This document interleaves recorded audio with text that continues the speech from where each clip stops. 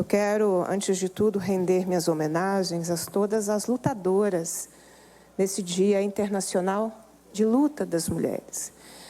Esse dia que ele existe para que nós lembremos das trajetórias importantes desde a mulher que luta contra o poder das mineradoras, como é no caso do distrito de Antônio Pereira, onde são as mulheres que estão na linha de frente de enfrentamento à Vale, são as mulheres que são processadas pela Vale, por se manifestarem contra o estado de coisas que a mineração levou àquele importante distrito de Ouro Preto. Lembrar das minhas colegas de profissão, a educação é majoritariamente constituída por mulheres, que tem uma das piores remunerações, no caso de Minas Gerais, do país. Não por acaso, há aí também um tratamento de gênero tratado em categorias majoritariamente constituídas por mulheres. Então, lembrar das nossas queridas profissionais da educação. Lembrar das mulheres na política, daquelas que ocupam a vereança, daquelas que ocupam esta casa, que estão em Brasília, fazendo uma luta cotidiana por representatividade e enfrentando a violência que sofrem por estarem na política todos os dias. E na próxima semana, nós rememoraremos Marielle Franco, o assassinato dela que aconteceu no dia 14 de março. Nós somos alvo de violências por estarmos na política, por sermos mulheres e estarmos na política. Eu quero, então, cumprimentar todas trabalhadoras do campo. Ainda ontem, as trabalhadoras sem terra fizeram uma linda feira na parte externa aqui da Assembleia Legislativa.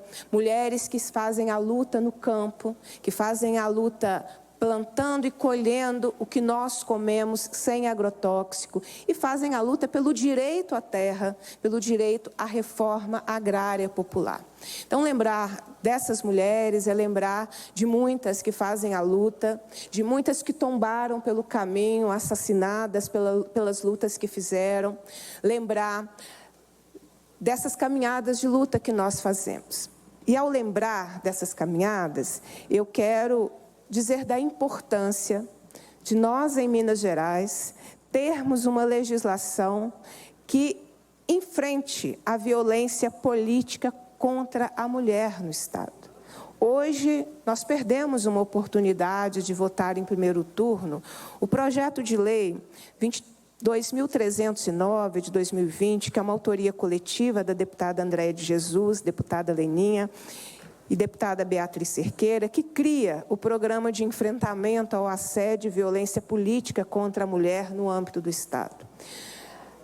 Nós temos várias parlamentares estaduais que estão ameaçadas de morte por serem mulheres na política. Nós temos colegas parlamentares que passaram boa parte da legislatura passada e permanecem com escolta policial para a proteção da sua vida. Então, é necessário que nós demos um sinal muito claro à sociedade de que nós não toleramos a violência contra as mulheres por elas estarem na política. Eu recebo ameaças contra a minha integridade física por estar aqui, no parlamento. As ameaças, as tentativas de coibir, de inibir, de restringir, de diminuir a nossa atuação parlamentar por estarmos aqui, fazendo o nosso trabalho. Então, a luta em defesa da vida das mulheres na política é uma luta de todas nós. Então, vamos batalhar, espero que a próxima liderança da nossa bancada feminina, junto com a nossa vice-presidenta e com o nosso presidente da casa, todos nós possamos batalhar para que este projeto de lei volte à pauta. Há sempre uma tentativa de deturpar, toda vez que um projeto de lei tem a palavra gênero, como se nós estivéssemos invadindo algo privado das outras pessoas, o que não é verdade. O que o parlamento precisa fazer é respeitar as pessoas como elas são. E a partir de como cada pessoa é, protegê-la. Eu quero que o parlamento me devolva viva para a minha família. Nós não entramos na política para sermos assassinadas, nós não entramos na política para sermos agredidas, diminuídas. Nós não entramos na política para que a nossa competência seja questionada o tempo inteiro. Nós não entramos na política para que a cada momento um homem tenha que completar. Ninguém precisa completar o que eu falo. Ninguém precisa completar o que nenhuma mulher fala. A nossa fala é completa. Você dê a sua opinião. Você não precisa completar a atuação, posicionamento, a análise de uma mulher. E se nós não tivermos uma legislação que enfrente isso, nós estamos empoderando os agressores. Nós estamos dizendo aos agressores que as violências que eles praticarem continuarão sendo tratadas como violências menores. Porque a caracterização da violência política de gênero, ela se torna mais difícil. Então, eu subi a essa tribuna hoje para reforçar a necessidade de que todas nós, mulheres, nós temos diferentes posicionamentos ideológicos. E isso faz parte da democracia. Nós somos 77 representações e vozes diferentes de regiões, de posicionamentos, de grupos sociais, mas nós não podemos não entender que todas nós temos o direito de estar nesse parlamento com dignidade. E a dignidade passa por eu não ter medo de dizer onde eu estarei, porque foi assim que eu fiz a campanha eleitoral de 2022. Chegou o momento da campanha que eu vivi tantas ameaças de morte que eu já não divulgava onde eu estaria no dia seguinte ou na semana seguinte. Eu só divulgava a agenda depois de cumprida. Quantas pessoas não tiveram acesso à possibilidade de um debate comigo porque as agressões, as ameaças e as violências me impossibilitaram de claramente dizer onde eu estaria?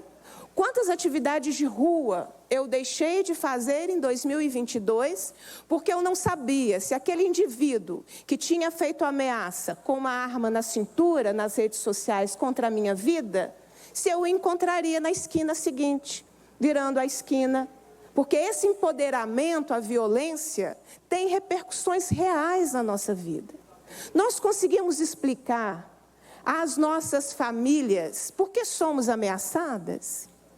Nós conseguimos explicar às crianças das nossas famílias por que nós aparecemos no jornal na hora do almoço sendo uma pessoa ameaçada de morte? Se nós não tivermos instrumentos que nitidamente possam dizer que isso não é tolerado na nossa sociedade, nós continuaremos recebendo as ameaças e aquele lá da esquina vai achar que tem o direito de nos ameaçar. Esse recado hoje de manhã foi péssimo, foi muito ruim. Poderíamos ter votado o projeto, poderíamos tê-lo aperfeiçoado no segundo turno. Quantas vezes nós não fizemos isso nessa casa, gente? Ah, tem uma divergência aqui, tem uma divergência lá. Ontem eu fiz isso na Comissão de Administração Pública. Existia uma divergência numa parte do texto de um projeto de lei de minha autoria que estava na administração pública. Existia um ponto que gerava um consenso de votação para que o projeto ficasse disponível para vir aqui para votação em plenário. Eu abri mão naquele momento, vamos votar em primeiro turno e vamos dar continuidade ao debate no segundo turno. Mas ter visto colegas parlamentares, homens e mulheres, no período da manhã, impedindo o avanço de uma legislação, pode não ser importante para você, porque pode ser que as ameaças não tenham chegado até você, mas chegaram até mim, chegaram até a deputada Andréia de Jesus, chegaram até a deputada Leninha, chegaram até a deputada Macaé, e nós não queremos que todas nós fiquemos vivas? Não foi esse como nós iniciamos a semana? Sempre vivas? Ou sempre vivas não é para todo mundo? Ou sempre vivas é cada um cuide de si, cada um corra atrás de si, e a violência que você recebeu é um problema individual seu, como é toda a ideia da meritocracia. É um mérito seu a violência que você sofre porque você veste vermelho? Não. Então, eu queria chamar a reflexão de todas nós, qual é o nosso limite do enfrentamento ideológico no plenário, ou não tem limite. A gente topa um vale tudo, como foi hoje de manhã, porque tem uma palavra que ideologicamente me afronta minha religião, meu pensamento. Mas e nós, ameaçadas? E nós, que permanentemente temos os nossos corpos questionados aqui nesse plenário? Porque nós temos. Cada uma de nós reage de uma forma. Porque a gente não, na verdade, nós fazemos uma opção, não dá para a gente todo dia denunciar todas as violências, porque elas acontecem todo dia. A gente reage àquelas que são talvez as mais violentas. Porque a gente aprende a ter que reagir às mais violentas. Mas a gente precisa dar uma sinalização melhor de que as violências que as mulheres sofrem por estarem na política não são toleradas por nenhum de nós. As questões poderiam ter sido resolvidas ontem, na comissão que votou o projeto. Ou seja, tinham vários caminhos. Mas esse caminho que foi escolhido, com vários colegas assinando uma emenda de obstrução ao projeto, foi um caminho ruim para o parlamento. Não é individual. Não é individual. Ele é ruim para todos nós. Porque todo mundo que está nos assistindo, e as pessoas acompanham o parlamento mais do que a gente imagina. A sinalização é de que é uma coisa menor. Você garantir um programa que enfrente violência política de gênero. Um agressor meu que me ameaçou de morte, saiu do juizado, sem ter caracterizado a violência política de gênero como algo menor. Qual foi a sinalização para esse indivíduo? Saiu barato. Então não tem problema. Não tem problema ameaçar de novo. Não tem problema dizer que a deputada que veste vermelho não pisa na minha cidade, com a arma na cintura, ou simulando uma arma na cintura. Essa é a sinalização. Então, eu tinha várias abordagens que eu poderia dizê-las aqui. Mas eu quero contribuir para que a próxima legislatura seja melhor do que essa. Para que a nossa tolerância não seja tão larga que a gente tolere mulheres sendo ameaçadas por serem mulheres na política. Porque nós que somos ameaçadas somos por estarmos aqui. Pelos videozinhos de rede social que um colega ou outro coloca. 2020, não sei se vai dar tempo de compartilhar com vocês, eu estive em Campo do Meio. Eu era a única deputada mulher presente em Campo do Meio. E vários colegas parlamentares homens. O tratamento começou do comando que estava fazendo a operação de retirada dos trabalhadores da região.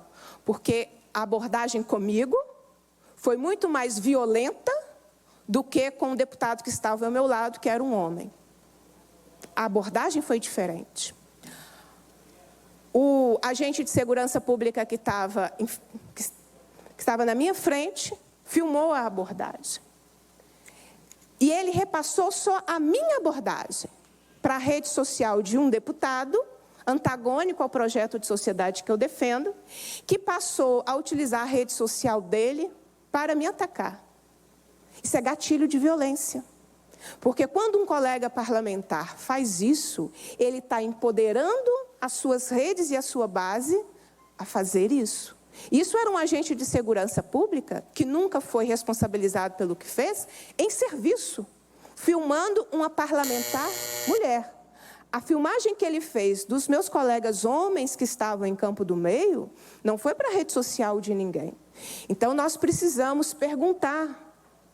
Quando a gente não sabe, quando a gente não tem ideia de toda a dimensão do que o outro vive, eu sugiro que a gente converse mais. Que a gente pergunte às deputadas mulheres que hoje são ameaçadas como é a situação de cada uma delas, porque este projeto é importante para mulheres que hoje são ameaçadas por fazerem política. O recado não pode ser esse. Quem faz política não pode ser expulso da política pela violência. Então, nós precisamos caracterizar que quando nós fazemos política e somos ameaçadas, não é uma violência qualquer, é uma violência política de gênero. E nós precisamos interromper esse ciclo, sob pena de não termos mais mulheres na próxima legislatura. Finalizo, presidenta, porque esse é o desafio. Se nós não tornarmos os nossos ambientes políticos uns ambientes que não sejam de morte, de agressão e de violência, quantas mulheres vocês acham que se tornarão vereadoras daqui a 2 anos? Prefeitas daqui a 2 anos? Quantas mulheres ocuparão o parlamento daqui a 4 anos? Sendo que a violência é parte do seu cotidiano parlamentar. Não pode ser. Então, por isso eu quero trazer essa reflexão, presidenta, fazendo um apelo, que a gente não alargue essa tolerância a tal modo que a gente tolere a violência para não aprovar um projeto que tenha um ponto de vista do qual eu tenho discordância. Vamos construir os consensos, mas vamos proteger as mulheres que fazem política no nosso Estado.